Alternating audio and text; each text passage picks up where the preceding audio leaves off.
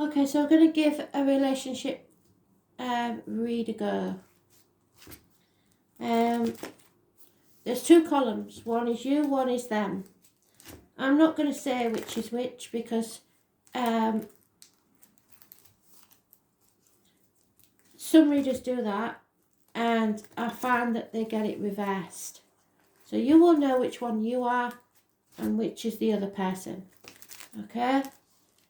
Don't kid yourself though. Don't lie to yourself because you're only cheating yourself in that way. So the first column is person one.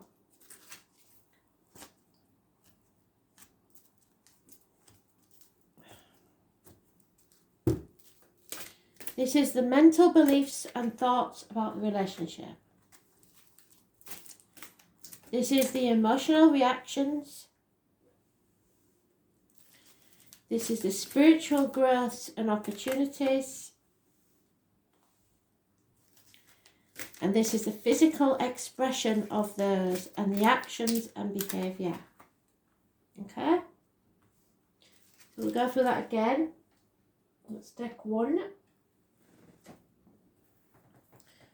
So, the second person.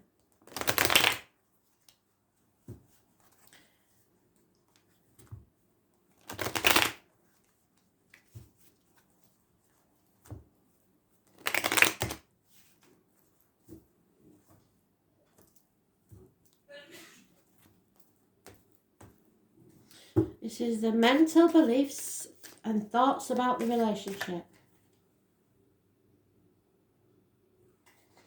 I'll keep it turned over. The emotions and the reactions.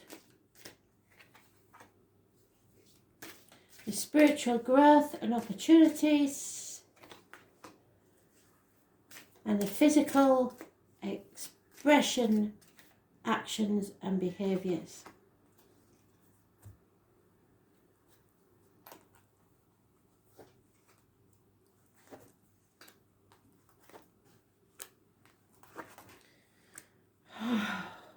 Well, so mentally, one part of this relationship believes it's dead. It's over. They've been stabbed in the back too many times and they don't want it anymore. The other person is immature and doesn't realise what the other person's feelings are. They believe that this is some sort of unconditional love where they can get away with just about anything. But it is immature. And a Pisces energy is mentioned. The first person has 10 weeks mentioned. So it may be only recently that they felt like this. The second person, there could be children involved somewhere. Unconditional love for the children. But this second person still has love. The first person, no. The first person believes it was once good, but that there's nowhere for it to grow. This is your emotions and reactions. So that's what worries them, is there's nowhere for it to grow. It got as good as it got. However, the second person is all about the money, the finances, wanting their own way. So that does suggest that this isn't unconditional love. This is about the children. So the second person may be a female, but not necessarily. Leo energy. But there is a child that obviously influences this situation. And the emotions are very, very strong for the first person, but it's got 2 tens, so there is definitely an ending needs to take place. They have got to the peak of their emotions and they can't take much more. But it's a family unit and family means a lot.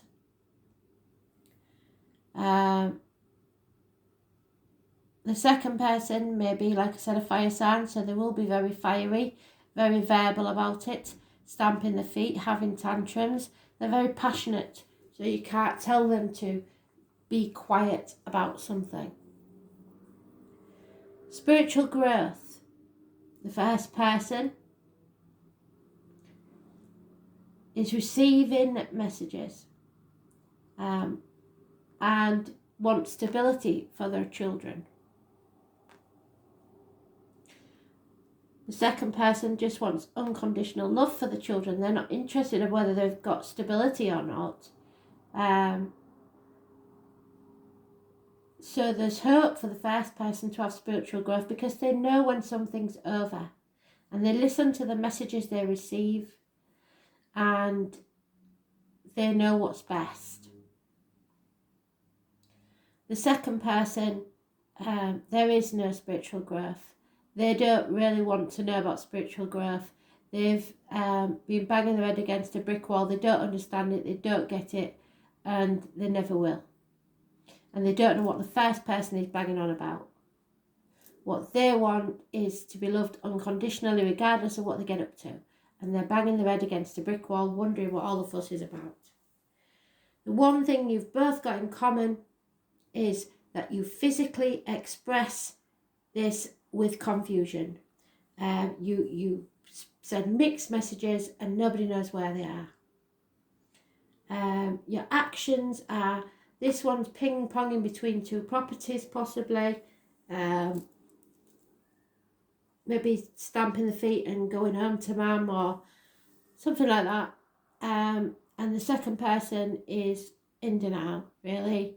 They're not taking any action, they're not making any decisions because they're protecting either the child, their finances, or their heart, or another person, perhaps.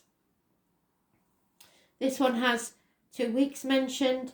This one has the 18th, which Spirit have been mentioning for quite some time now. The 18th, probably this month. There are 3 dogs mentioned. There's born 1970 plus or minus 12, February to February, and a Cancer. There's Leo mentioned, 10 months, 10 weeks, Taurus, Virgo, Capricorn. Pretty much every sign is mentioned. But there are children here. There is perhaps someone in uniform. There's immature energy on both sides. But one believes something's over and one's in denial. So if that's you, you know it. But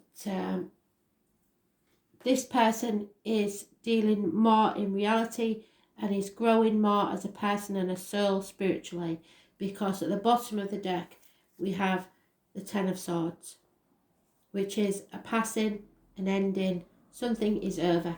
With 3 tens in a situation, there's no denying it. So let's see if we can clarify this in some way. But it's pretty clear, isn't it, that one's in denial and one knows it's over. But the children are probably what's concerning both for different reasons. So give us 4 cards then, Spirit, please, to clarify this situation if you can. Yeah, you got to live in the here and now, and that's all anybody's doing. Nobody's planning for the future. Nobody's wanting to look back on the past, or should be looking back on the past.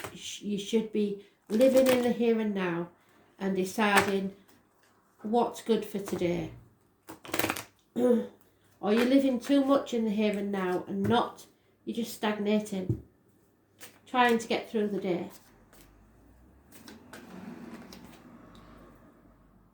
Yeah, because, like I said, somebody's out for the money. That's all they want is the money. They think this is going to pay off eventually. There's some sort of treasure island. They're not letting go of the finances. It's slow in coming, so maybe they're banking on an inheritance or something like that. But that's what they're staying for, the money.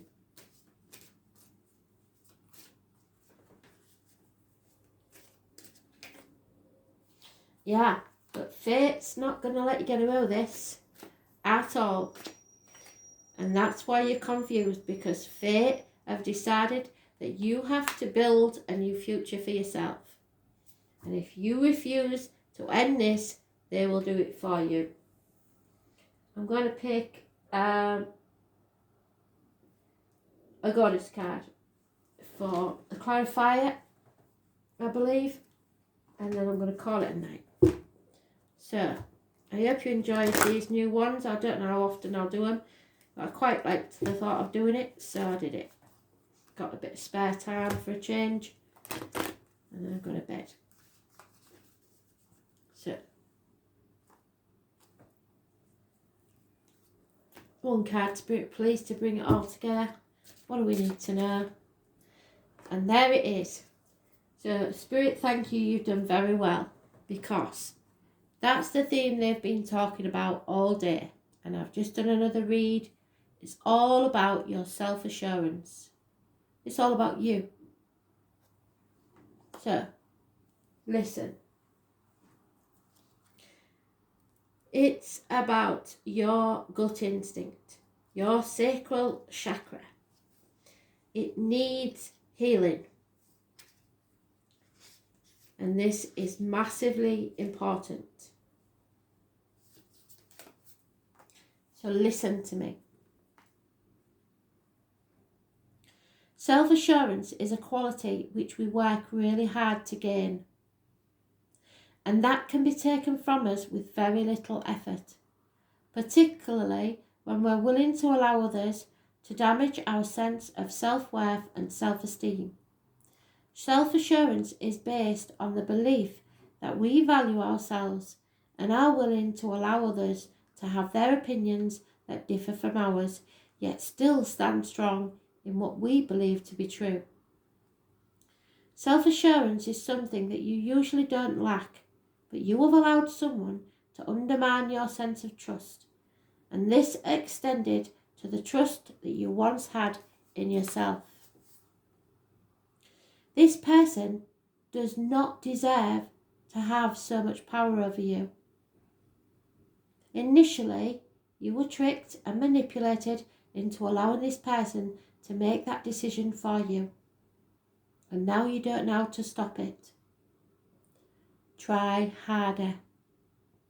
You can regain your power in this situation, and when you do, you will have to make a commitment to yourself to not allow this to occur ever again. This is just your first test. The others won't be so difficult to conquer as this one, but this is a test from Spirit. So get used to it, because they are going to make you confident whether you like it or not. You are not going to put up with being walked all over anymore. Thank you for listening. Thank you, Spirit, for bringing it all together. I'll speak to you soon.